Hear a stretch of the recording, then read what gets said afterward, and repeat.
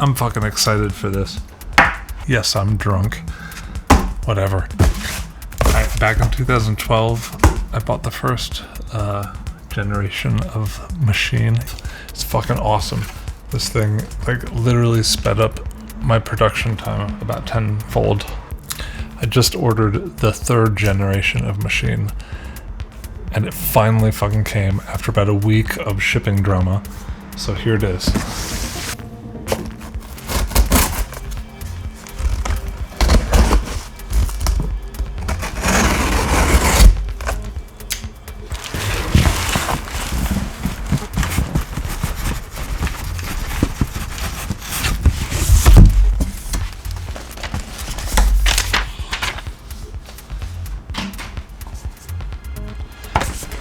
Slick. Yes. Honestly, there's been no better piece of equipment in the past 10 years than fucking Maschine, man.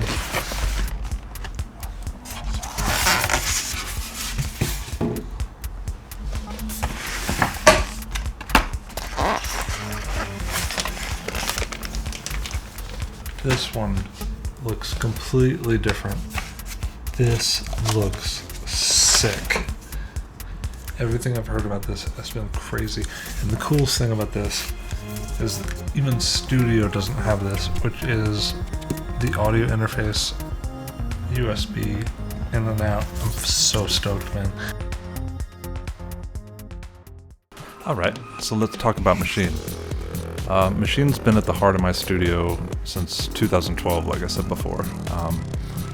It's really been my main tool for the past 8 years. You know, I started playing guitar when I was 14 years old, and I love guitar and bass, but you know, I've put guitar and bass down for a couple years at a time, and I don't think I could ever put Maschine down for any stretch of time. It's been about a week now since I've had the third generation. I've had a lot of time to run through it. I've got some pros and cons on it, but you know, overall, it's been fucking incredible. It's still gonna be the heart of my studio. In the past week, I made 2 really good hip-hop tracks. A little bit of this. Calling me a snitch is a low blow. Acting like you don't know shit. This is something that you do know. I keep me a fofo bitch. You get the picture. So let's run through the pros and cons real quick. First off, we'll start with the pros. That's real easy. Your arpeggiator makes playing with the synth a lot more fun. The ribbon strip is just great for improvisation stuff. The up right above the pads where you have the 4 buttons that are the pad mode, keyboard, chords, and step. That's a great thing. Having the step sequencer and the keyboard and pad there is great. The preset scrolling is really fast. Now there's a preview function where you can hear your soft synths as you're scrolling. So it gives you kind of a little tonal reference so that you can, you know, spend less time hunting. The edit screen clarity is ridiculous. You know, you can zoom in and you can really get to your zero crossing, whereas on the old first generation, you have that yellow, kind of orangish screen, not as high def. This is just way more fun. You got twice the kits, at least. There's so much more drum material in there. And the main reason I love Maschine is the virtual outs. You know, you have the 8 banks across here where you can have your basses, your leads, your drum kits, all your samples, all that stuff. What I like to do is I like to build a sequence in standalone mode, strip away the DAW, and just work with the tools that I have. I'm not going to be bogged down by messing with a preset or like really getting into sound design at that stage. I want to arrange. I want to, you know, write the bass line, write the lead line. I want to make the parts that I want to make the song happen. I'll do the sound design later, but the point is you can then open up your DAW, perform the thing on Maschine in a live fashion, and dump everything out. Then go back in, pull out the segments that maybe you didn't do so well, and then kind of replace, and I find it a much more productive way to work. The ability to dump 8 stereo outputs into my DAW without having to run any cabling anywhere, it's priceless. Now there are some cons. Although the scrolling is faster and you can find your synths and VSTs better, it really took me a minute in standalone mode to learn how to use that wheel and the kind of up, down, side to side and scrolling functions of it, because you'll see what looks on the white buttons up top to be kind of helpful. It's confusing.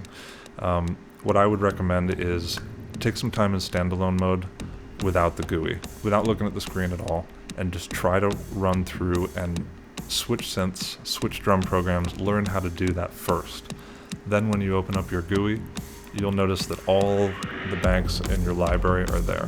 The only downside to this is, say you're looking for a bass sound, it collects all your bass sounds from all your synths. The big problem with that is I have thousands of bass presets, right? And they could be spread out all over sorts of different VSTs, right? If I open this first one and try it out and then open another one, I might be closing Spark and then reopening Razor, or it might be closing Massive and then reopening a new Reactor patch. I've found in Ableton, at least in my experience, when I do this, the tendency for crashing is a lot higher. I would recommend when you're going to the instruments, switching so that you can see which VST the instrument's coming from first before picking your bass presets. Just a thought. The only other problems I really had was the mute and solo buttons. When I'm playing the pads, I had a tendency to hit solo and the kick drum, which mutes everything, and it happens pretty frequently. I've kind of had to adjust my finger drumming style. It's not the end of the world. If I had to be really picky, I'm not a huge fan of the mic input being 1/4 inch. That being said, I'm running this vocal signal chain through my Universal Audio 610, XLR out into a balanced adapter straight in. And it's one of the cleanest vocal sounds I've had. I could do this again. It's great. Anyways, let me get back to this, and I'll probably come back with a video on how to do the virtual output thing that I was just talking about earlier, because I think it's one of the most beneficial parts of Maschine. Until then, just like and subscribe, and I'll see you then.